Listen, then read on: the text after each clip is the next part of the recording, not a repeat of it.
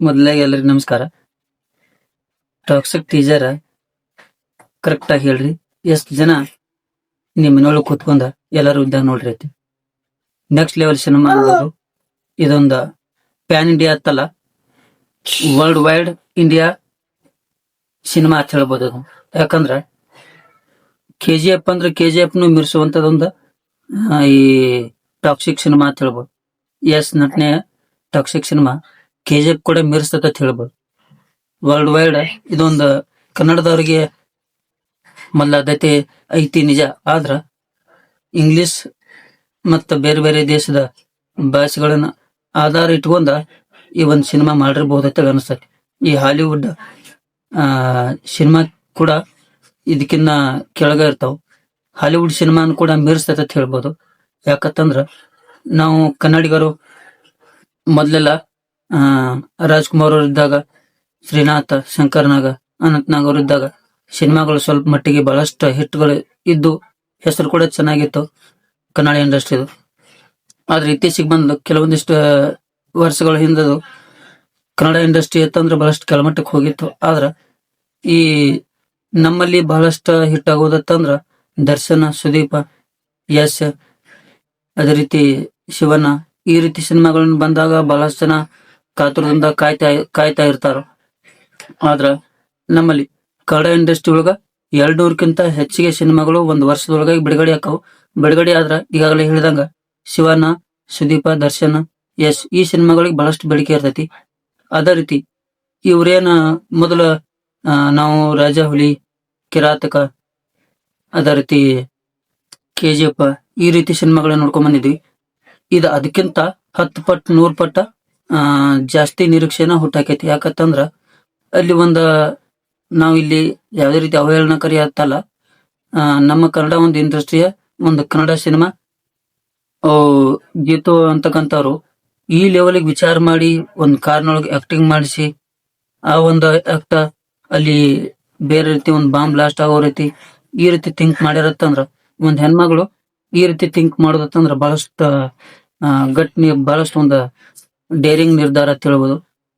ಯಾಕಂದ್ರ ಆ ಒಂದ್ ಕಾರ್ನೊಳಗೆ ನಡೀತಕ್ಕಂತ ಒಂದ್ ಸೀನ್ ಟಾಕ್ಸಿಕ್ ಒಳಗ ಆ ಸೀನ ಯಶ್ ಅವ್ರಿಗೆ ಹೇಳಕ ಎಷ್ಟೋ ಜನ ಹೆದರಿರ್ತಾರೋ ಅಂತ ಒಂದು ಸೀನ ಒಂದ ಗೀತು ಅಂತಕ್ಕಂತ ಒಂದ್ ಹೆಣ್ಮಗಳು ಯಶ್ ಅವ್ರ ಕಡೆಯಿಂದ ಮಾಡ್ಸಾರತ್ತಂದ್ರ ಇದ ನೆಕ್ಸ್ಟ್ ಲೆವೆಲ್ ಅಂತ ಹೇಳ್ಬೋದು. ಇದೊಂದ ಈಗಾಗಲೇ ಹೇಳಿದಂಗ ಪ್ಯಾನ್ ಇಂಡಿಯಾ ಅಂತಲ್ಲ, world wide India Kannada cinema ಅಂತ ಹೇಳ್ಬೋದು. ಕನ್ನಡ ಸಿನಿಮಾವನ್ನ ಇದೊಂದ್ ಬೇರೆ ಲೆವೆಲ್ಗೆನ ತಗೊಂಡ ಹೋಗ್ತಕ್ಕಂತ ಒಂದು ಟಾಕ್ಸಿಕ್ ಮೂವಿ ಅಂತ ಹೇಳ್ಬೋದು. ಈ ಒಂದು ಟಾಕ್ಸಿಕ್ ಸಿನಿಮಾ ಬಹಳಷ್ಟ ನಿರೀಕ್ಷೆನ ಹುಟ್ಟಾಕೈತಿ. ಅದೇ ರೀತಿ ಯಶ್ ಅವ್ರು ಈ ಒಂದು ಸಿನಿಮಾ ಒಳಗ ಡಬಲ್ ಆಕ್ಟ್ ಮಾಡ್ಯಾರ ಅಂತ ಅನಸ್ತತಿ. ಯಾಕೆ ಡಬಲ್ ಆಕ್ಟ್ ಮಾಡ್ಯಾರ ಅಂತ ಅನಿಸ್ತಂದ್ರ, ಮೊದ್ಲಿಗೆ ಪೋಸ್ಟರ್ ಬಿಟ್ಟಿದ್ರೊಳಗ ಬಹಳಷ್ಟು ಲಾಂಗ್ ಹೇರ್ ಇದ್ದು, ಈ ಟೀಸರ್ ಒಳಗ ಲಾಂಗ್ ಹೇರ್ ಇಲ್ಲ. ಆ ಕಾರಣಕ್ಕಾಗಿ ಈ ಒಂದು ಸಿನಿಮಾ ಡಬಲ್ ಆಕ್ಟ್ ಇರ್ಬೋದು ಯಶ್ ಅವ್ರದ್ದು ಅಂತೇಳಿ ಅನಿಸಿಕೆ. ಇದಾದ ನಂತರ ಇತ್ತೀಚೆಗೆ ಬಂದ ಕೆಲವೊಂದಿಷ್ಟು ಸಿನಿಮಾಗಳು ಕೆಲವೊಂದಿಷ್ಟು ಹವಾ ಮಾಡ್ಯಾವು, ಕೆಲವೊಂದಿಷ್ಟು ಅಷ್ಟ್ ಕಷ್ಟ ಅದಾವು. ಅದ್ರೊಳಗ ಕಾಂತಾರ ಸಿನಿಮಾ ಕೂಡ ಬಹಳಷ್ಟು ಒಂದು ಹೆಸರು ಮಾಡಿತ್ತು, ಕಾಂತಾರ ಚಾಪ್ಟರ್ 1 2. ಅದಾದ್ಮೇಲೆ ಒಂದು ಕನ್ನಡ ಇಂಡಸ್ಟ್ರಿಯ ಕನ್ನಡ ಸಿನಿಮಾವನ್ನ ಬಹಳಷ್ಟು ಒಂದು ಉತ್ತುಂಗ ಮಟ್ಟಕ್ಕ, ಒಂದು ಶ್ರೇಷ್ಠ ಮಟ್ಟಕ್ಕ ಒಯ್ತೈತಿ ಅಂತಕ್ಕಂತ ನಿರೀಕ್ಷೆ ಇರ್ತಕ್ಕಂತ ಒಂದು ಸಿನಿಮಾ ಅಂತಂದ್ರೆ ಟಾಕ್ಸಿಕ್ ಅಂತ ಹೇಳ್ಬೋದು. ಬರೀ ಎಷ್ಟೋ ಜನ ಆ ಒಂದು ಸಿನಿಮಾದ ರಿವ್ಯೂ ಅನ್ನ ಬಹಳಷ್ಟು ಬೇರೆ ಬೇರೆ ರೀತಿ ಮಾಡತಾರ. ಆದ್ರ ಆ ಒಬ್ಬ ಡೈರೆಕ್ಟರ್ ಏನು ಥಿಂಕ್ ಮಾಡಿ ಈ ಒಂದು ಕಾರ್ ಸೀನ್ ಇಟ್ಟಿರ್ಬೋದು ಅಂತೇಳಿ ವಿಚಾರ ಮಾಡಿದ್ರೆ ಗೊತ್ತಾಕತಿ. ಅವ್ರ ಲೆವೆಲ್ಗೆ ನಿಂತು ವಿಚಾರ ಮಾಡಿದ್ರ ಈ ಒಂದ್ ಸಿನಿಮಾ ನೆಕ್ಸ್ಟ್ ಲೆವೆಲ್ ಐತಿ. ಬಹಳಷ್ಟು ಒಂದು ನಿರೀಕ್ಷೆ ಅನ್ಕರ ಜಾಸ್ತಿನೇ ಐತಿ ಅನ್ಬೋದು. ಟಾಕ್ಸಿಕ್ ಸಿನಿಮಾದು ಟೀಸರ್ ಈ ರೀತಿ ಐತಿ. ಇನ್ನ ಸಿನಿಮಾ ಹೆಂಗಿರ್ಬೋದು ಅಂತೇಳಿ ವಿಚಾರ ಮಾಡ್ರಿ. ಆ ಯಾಕ್ಟ್ ಏನ ಕಾರ್ ಸೀನ್ ಒಳಗೆ ಯಾಕ್ಟ್ ಮಾಡ್ಯಾರ, ಇದ ಹೆಣ್ಮಗಳು ಬ್ಯಾಕ್ ಗ್ರೌಂಡ್ ಒಳಗೆ ಹಾಕಿರ್ತಾನು. ಇದ ಒಬ್ಬ ಈಕಿನ ಆ ಒಂದು ಟಾಕ್ಸಿಕ್ ಸಿನಿಮಾ ಒಳಗ ಕಾರಿನೊಳಗ ಟಾಕ್ಸಿಕ್ ಆಗಿ ಒಂದ್ ಆಕ್ಟ್ ಅನ್ನ ಮಾಡಿರ್ತಕ್ಕಂಥದ್ದು. ಈ ಒಂದ್ ಆಕ್ಟ್ ಬಹಳಷ್ಟು ನೆಕ್ಸ್ಟ್ ಲೆವೆಲ್ ಆಗ್ತದೆ, ಬಹಳಷ್ಟು ಗಾಸಿಪ್ ಆಗೈತಿ.